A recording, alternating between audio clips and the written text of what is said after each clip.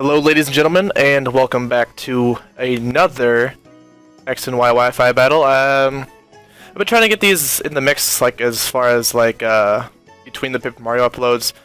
I had a little bit of extra spare time on my hands, so I thought maybe this would be an appropriate time to upload. So, we're having a tournament-style battle system going on in a Team Aqua page. If you aren't familiar with that, it's probably like the best Pokemon page ever. So, if you're not part of that on Facebook, then you suck. So jumping into the team preview, you see my team at the bottom, his is on the top, my first opponent.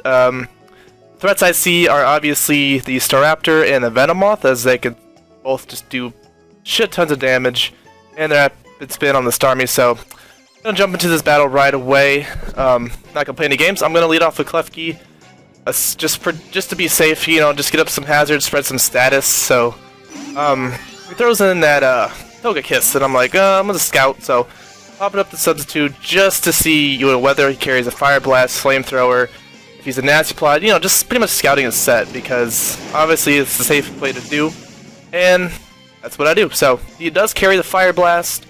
I'm just gonna keep subbing, you know, if he wants to risk the miss, or if he does end up switching up moves, I could either take that move a lot better, so gonna set up another sub here. He does switch out, and he does switch into a Staraptor. It's kind of a questionable play, seeing how I could just, you know, keep subbing up, and yeah.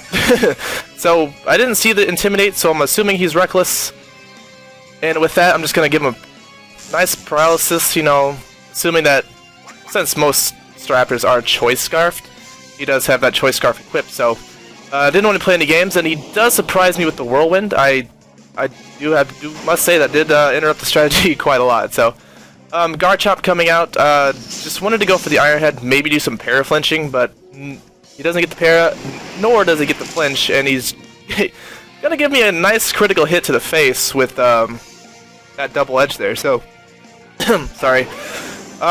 So yeah, so he's gonna take a bunch of recoil, and he's gonna take rough skin damage, and it really puts him down low, and he has a life orb, so he wasn't scarfed, which is obviously what you saw within the past 2 turns, right? So I'm gonna pop up the spikes here, just basically throwing down Klefki / predicting the Whirlwind. I was either sacking it or just whirlwinding it, letting him die to recoil. He brings me right out into Vaporeon, which is very nice, and not wanting to take any unnecessary damage, just gonna give him the Surf, give him a nice knockout, and then that's so long Staraptor. So one threat out of the way, which is beautiful. And speaking of beautiful, it brings out beautiful, the Venomoth, and I'm not gonna let him set up on me. So I want to throw something out for Sleep Fodder, and that's gonna be T-Bladisha, the Klefki, and he does miss, which is unfortunate. Since most Venomoth, if you're using it competitively, usually run Tinted Lens versus Compound Eyes, so he.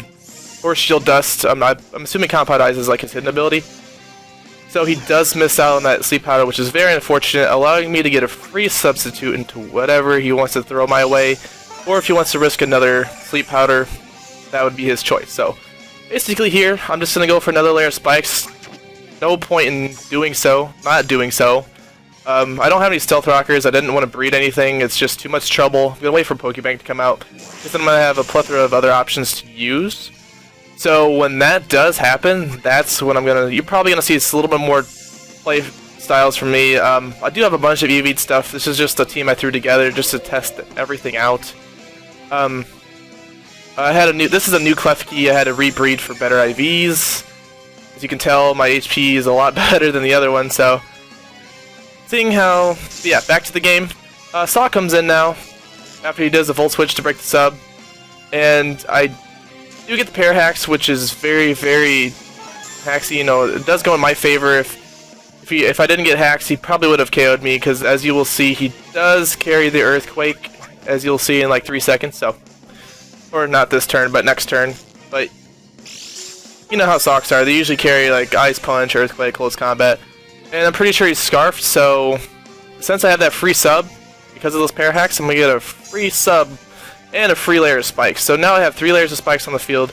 Anything he does switch in is going to take an easy 25%, and he's not going to appreciate that at all. And then I have that Scizor in my back pocket, if I do predict him switching out into Starmie, so I'm really gonna see how that turns out. I go up another sub just to get some more para hacks.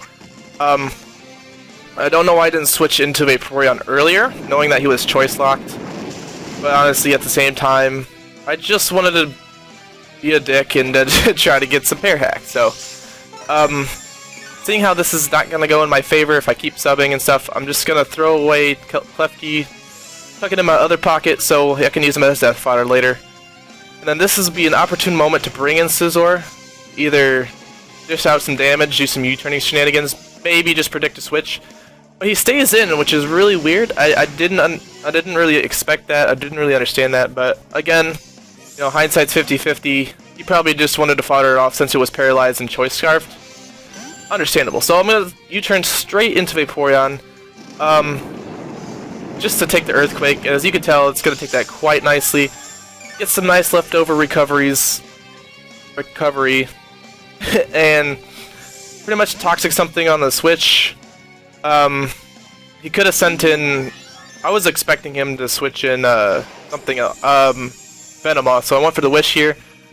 But now's the opportune moment. He does bring in Togekiss. Again, I'm not sure why. I obviously have bulk, and I obviously I'm gonna eat up anything he dishes out at me. So let's throw in the Toxic again, which is really good. He's at full HP, nice residual damage. And even if he has Roost, it doesn't matter in the late game because having that poison rack up over time is going to be more beneficial than him having Roost. So, I'm gonna do Protect just to see if he wants to mix up moves or if he had anything else. And he does show me the Air Slash, so I'm assuming he would be like a Nasty Plot set with like Air Slash and Fire Blast. But then he shows me the Dazzling Gleam, which is a good option to have for, you know, for stab, but After the battle, he did tell me he was Assault Vest. He's an Assault Vest Togekiss. I don't know if he was like max HP, max special attack, or whatever he was. But as you can see in the long run, having an Assault Vest and being toxic at the same time wasn't going to be useful whatsoever. So I predict to switch out into something since the toxic was racking up, and I went for the safe Surf because even if he brought in like nothing would appreciate the Surf besides the Starmie at this point. And as you can see, it almost takes him out. I wish I could have just taken him out right away. But I am threatened again by that Sleep Powder. Again, going back out into Klefki as a Sleep Fodder because nothing else on my team wants to be asleep right now because those are more offensive pivots / threats that he would have to worry about later on in the game. So, again, basically putting him to sleep. Very nice. Now that I am predicting a Quiver Dance, I am going to switch out. Not wanting him to set up and pretty much just wreck my team because at this point I lost Garchomp. So I don't have any physical threats that he would have to check besides this guy here. So since I did see that Quiver Dance coming, he is threatened by the Bullet Punch, KOing. So predicting him to switch out. Fearing that Bullet Punch, I'm going to go straight for the Thief. Technician boosted, Choice Band boosted, Rotom coming in. He is not going to appreciate that whatsoever. Almost like did a clean 45 to 48% there. But again, you know, fearing that overheat now, I'm just going straight into Klefki. Want to fodder it. It did a really good job at this point as far as spreading status. You know, setting up those spikes and just keeping pressure on his team. But since, you know, again, since Rotom can't be paralyzed now in 6th generation, I just didn't want to. I couldn't like Thunder Wave him or anything, so it was good. It was good. He did a really good job. So very good death fodder at that point. Bringing in Excadrill the first time this match, I knew I could outspeed since he had a Rocky Helmet, and I was gonna go for Earthquake. With that Mold Breaker, it was an easy 4-time super effective move. But since he didn't have any hazards on my side, I have no reason. Again, I have no reason to just Rapid Spin. So I do just want to like bring him in, get a Rock Slide off, take out the Togekiss after Poison, and now I'm in a good position to where I could start doing some cleanup. So you see how he's paralyzed here.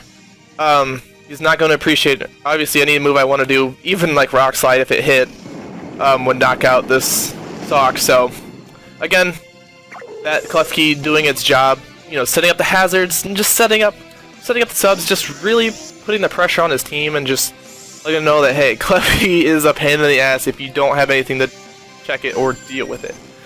So, again, you know, fearing fire move, I'm just going straight into Vaporeon. It was a really risky play because he could have just got the offensive momentum if he went for Volt Switch. It would have done a huge, I wouldn't say a huge chunk, it would have done probably a clean 45-50% to Vaporeon, and it would have given the switch straight into Venomoth. Again, just, so he really could have got the upper hand there, which really would have put me in a really bad position.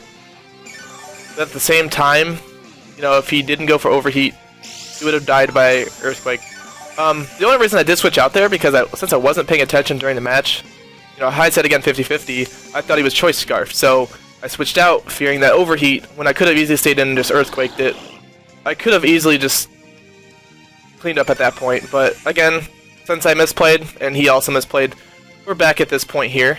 I knew he was going to go for Sleep Powder again, didn't know what... I don't know why I didn't let Vaporeon fall asleep, and bringing in Greninja. Greninja would have been a lot more beneficial late game than Vaporeon would, so... again, just Dark Pulse, bringing in Dark Pulse, Life Orb, pretty much gonna easily KO anything that's not at full health, so... Yeah, so that was pretty much the game there, so... Good game. I know it's just like wrapping up now, but... You know, Dark Pulse is pretty much gonna clean up everything now. You know, it's Stab because of Protean, Life Orb, so he's not gonna appreciate any of that, so... Again, good game, Dylan. I did enjoy that battle. It was very fun. It was nice to play other people who weren't using like Talonflame and like just common stuff all the time. So if you did like this battle, please leave me a like. Please leave me some feedback. Please leave me some more suggestions of what Pokemon you'd like to see. I mean, I'm always up to new ideas, and I have plenty more in the bag. So thanks again for watching, guys, and I'll see you guys next video.